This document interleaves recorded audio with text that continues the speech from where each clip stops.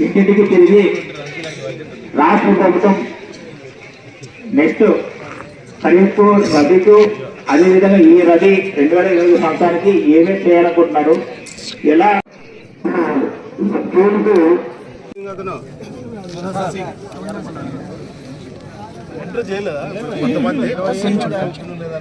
Already చేశారా? మన ఫోటోలు తీసినారమ్మా, ఇంజనీర్ వాళ్ళు చూసారా? మన ఊర్లోకి వచ్చినారా? మా ఊర్లోకి వచ్చి ఫోటో తీసినారా?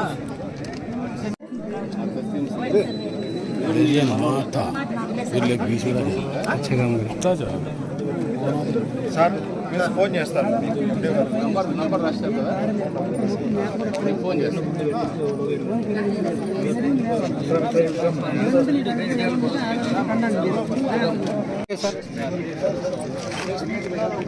అందరికీ నమస్కారం. రైతన్న మీకోసమనే ఈరోజు ప్రతి గ్రామంలో కూడా ఈ కార్యక్రమం నిర్వహించడం జరుగుతుంది.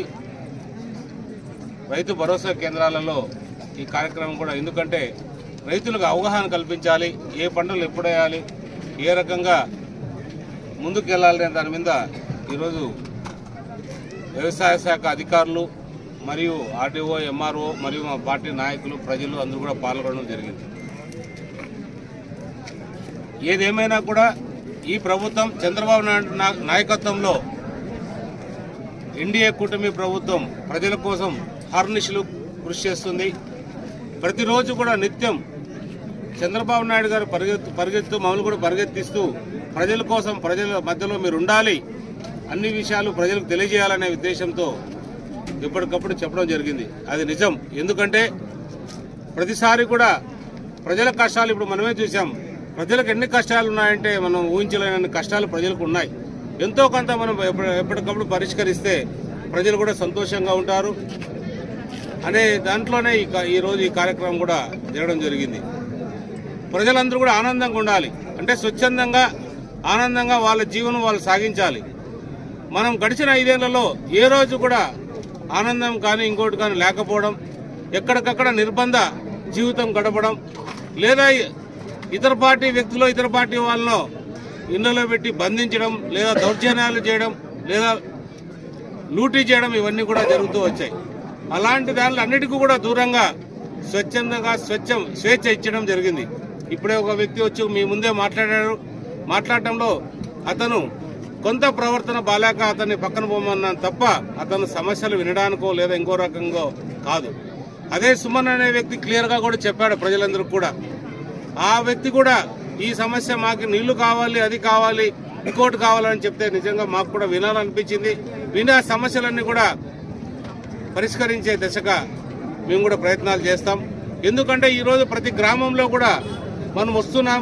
ఈరోజు చిన్నంపల్లి గ్రామంకి వచ్చామంటే ఈ గ్రామానికి ఎవరైతే సర్పంచ్ గారు ఉన్నారో ఆ సర్పంచ్ గారు నిజంగా 2-3 సార్లు వచ్చి మా గ్రామంలో కొన్ని సమస్యలు ఉన్నాయి, గడిచిన 5 ఏళ్లలో ఏమాత్రం కూడా అభివృద్ధి కాలేదు కాబట్టి మీరు వచ్చే సమస్యలు పరిష్కరించాలని చెప్పడం జరిగింది.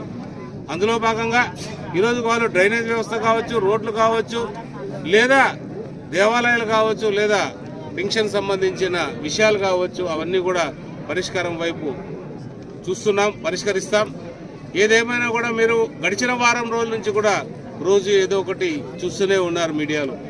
అవన్నిటికీ ఒకటే సమాధానం, ప్రజలు మీరందరూ కూడా ఒకటే నమ్మండి. ప్రజలకి ఒకటే నేను విన్నపించుకుంటున్నా, నేను ఈ ప్రాంతాన్ని అభివృద్ధి చేయడానికి వచ్చాను తప్ప ఏ ఒక్కటి కూడా దౌర్జన్యానికో దోపిడీకో రాలేదనేది ఖచ్చితంగా చెప్పగలుగుతా. ఇదే వైసీపీ గవర్నమెంట్లో ఏదైతే వ్యవస్థకు సంబంధించి అంటే రోడ్లు వేయడానికో లేదా ఇంకోటి చేయడానికో ఆ రోజు నేను మా సంస్థలో చైర్మన్గా ఉన్నాను.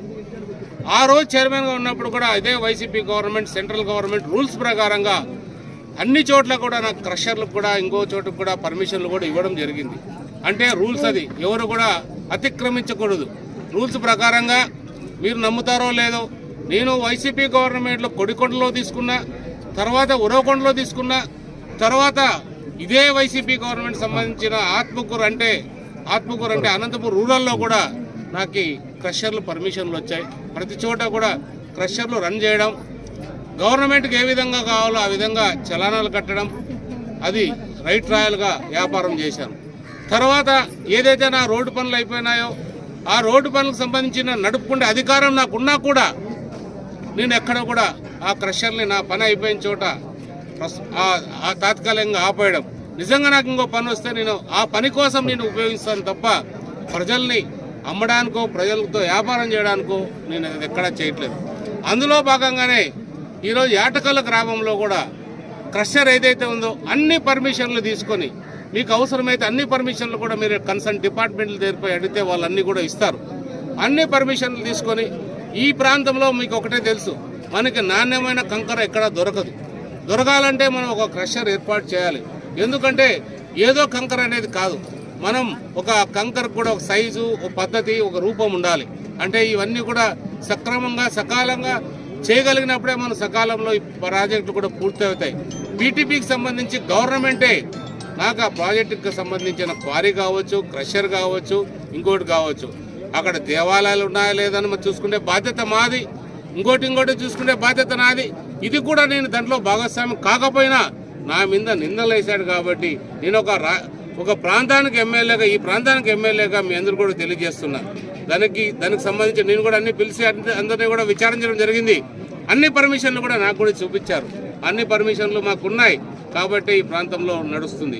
కానీ ఇలాంటి అభివృద్ధి కార్యక్రమాలు అడ్డుకోవాలనో లేదా ఇంకో వ్యక్తిగతంగా ఇంకొక నిందులు వేయాలనో చూడకండి. అన్నీ కూడా మీ ముందుకు త్వరలో రాబోతున్నాయి.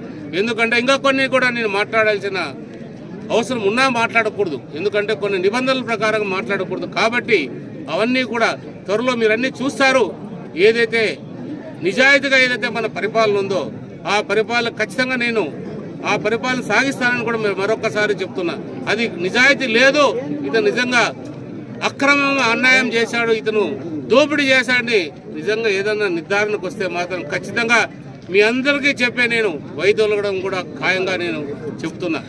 ఎందుకంటే ప్రతి రూపాయి కూడా నేను ట్యాక్స్ కట్టే నేను ఇక్కడ ఖర్చు పెడతాను. ప్రతి ఒక్కటి కూడా ఏదున్నా దీనికోసం వ్యవస్థ, చాలా మంది మిత్రులు, చాలా మంది స్నేహితులు కూడా ఒకటే తెలియజెప్తున్నారు నాకు, ఏ రకంగా మనం ఈ ప్రాంతాన్ని అభివృద్ధి చేయాలంటే మా సహకారం ఇస్తాం. పొరపాటును కూడా ఎక్కడ కూడా మీరు కాదు, మీరు ఎటు చేయరు, మీ వాళ్ళు కానీ ఇంకోరు కానీ ఇట్లా చెయ్యి చాపొద్దండి. ఎప్పుడు కూడా ఇట్లా చెయ్యిలో వేసేదగ్గర మీరు ప్రవర్తన ఉండాలి, మీ పరిపాలన ఉండాలని నాకు చెప్పడంతో నేను కూడా పరిపాలన కొనసాగిస్తున్నా.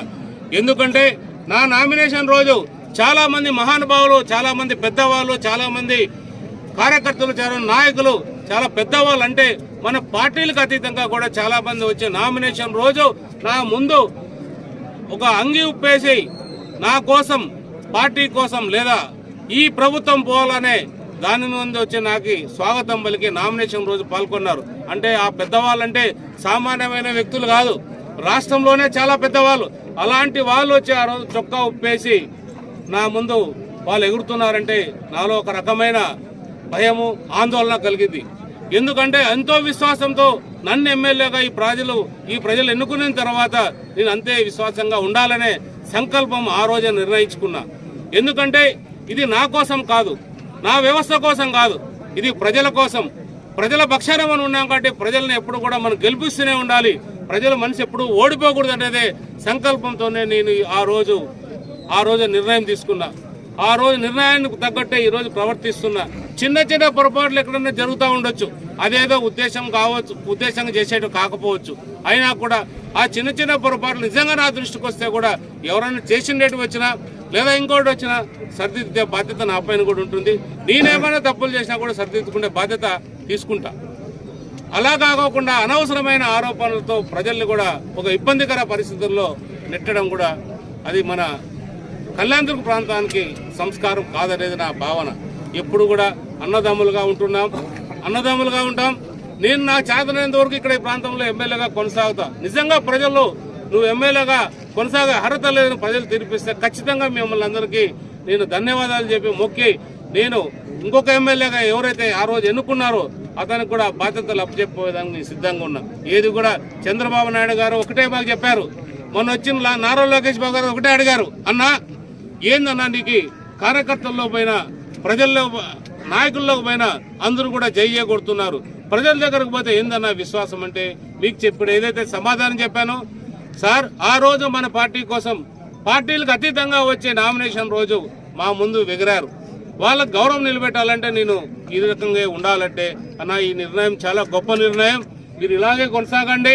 పార్టీకి సంబంధించిన లేదా ప్రభుత్వానికి సంబంధించిన ఏ పనైనా కూడా మీకు దగ్గరుండి చూసే బాధ్యత నాదని మా యువ నాయకుడు నారా లోకేష్ బాబు గారు హామీ ఇవ్వడం కూడా జరిగింది.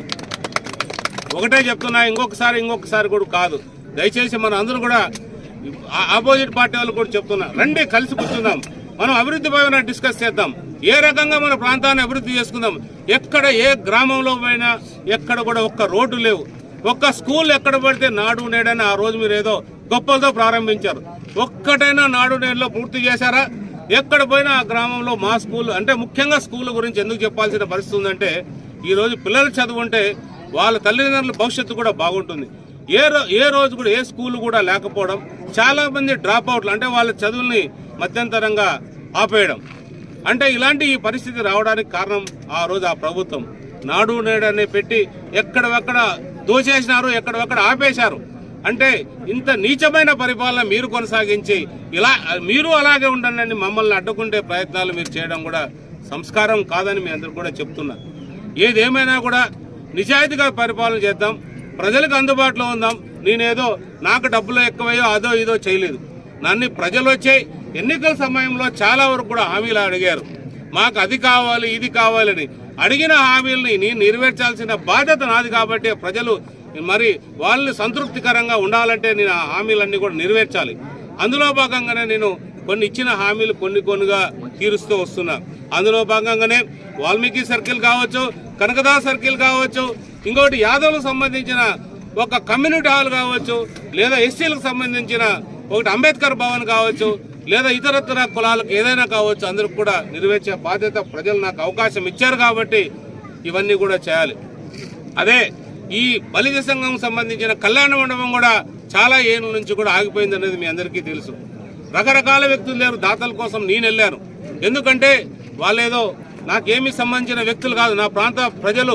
వాళ్ళు కూడా నా ప్రాంతంలో ఒక ఓటర్లుగా వాళ్ళు కూడా తలెత్తుకొని తిరగాలనే భావన ఉండాలనే ఉద్దేశంతో వాళ్ళని అందరినీ తీసుకెళ్లి వాళ్ళకు కూడా కొంత అవసరమైన చోట డొనేషన్లు ఇప్పించి ఆ కళ్యాణ మండపం కూడా పూర్తి అయ్యే ఏర్పాట్లు కూడా చేస్తున్నాం. అలాగే కురుబ సంఘం సంబంధించి పార్థసారథి ఎంపీ పార్థసారథి గారిని అడిగితే 25 లక్షల రూపాయలు ఆ కళ్యాణ మండపంగా ఇచ్చారు. అలాగే యాటకల్లుకి వెళ్తే ఆ రోజు గ్రామంలో నేను ఎన్నికల ముందు పోతే యాటకల్ల గ్రామ పెద్దలు అలాగే వాల్మీకి సోదరులందరూ వచ్చి యాటకల్ల మా కళ్యాణ మండపం ఆగిపోయింది, మీరు ఏదో ఒకటి చేయాలంటే ఆ రోజు ఎన్నికల ముందు 10 లక్షలు, ఎన్నికల తర్వాత 5 లక్షలు, మొత్తం నా చందాగా 15 లక్షలు ఇవ్వడం జరిగింది. అందరితో ఆగలేదు. మరి మా ఎంపీ గారి దగ్గరికి వెళ్ళి అంబికా లక్ష్మణ్ గారి దగ్గరికి వెళ్ళి ఆయన కోటాలో ఎంపీ లాట్స్ కింద ఒక 25 లక్షల రూపాయల డబ్బులు కూడా తీసుకొచ్చి ఆ కళ్యాణ మండపాన్ని కూడా పూర్తి చేస్తున్నాం. ఇంకా రకరకాల అంటే నాకు చెప్పాలంటే ఒక 5 పేపర్లు 6 పేపర్లు అయితే కానీ చెప్పే పరిస్థితులు.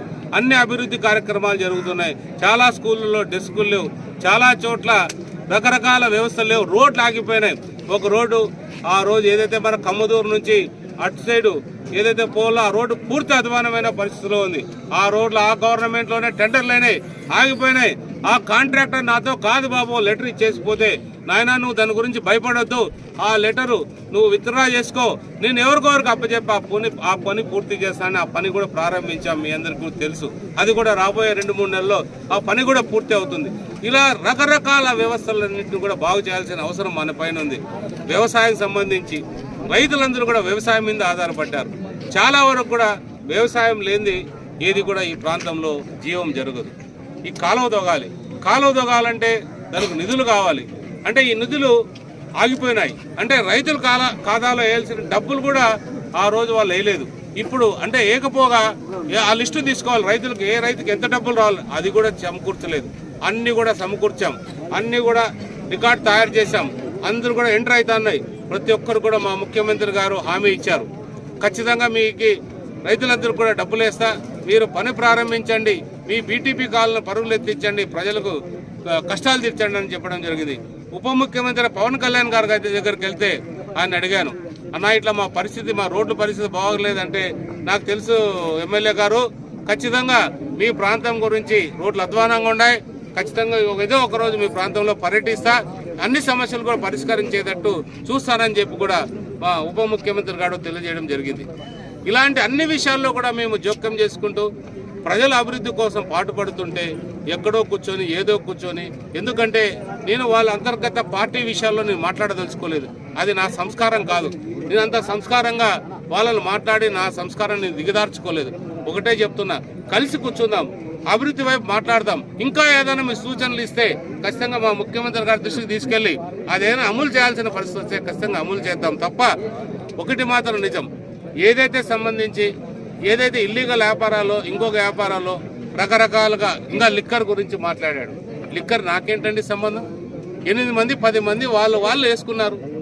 ఆ 10 మంది ఎవరు తగ్గట్టు వాళ్ళు వేసుకుంటున్నారు, రకరకాలుగా వ్యాపారాలు చేసుకుంటూ పోతున్నారు, స్వచ్ఛందంగా వ్యాపారాలు చేస్తున్నారు.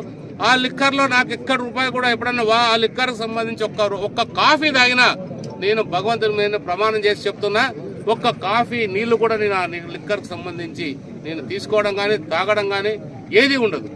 ప్రజలకు ఒకటే చెప్పాను ఆ రోజు, ఈ రోజు కూడా దాన్ని కట్టుబడి ఉన్నా.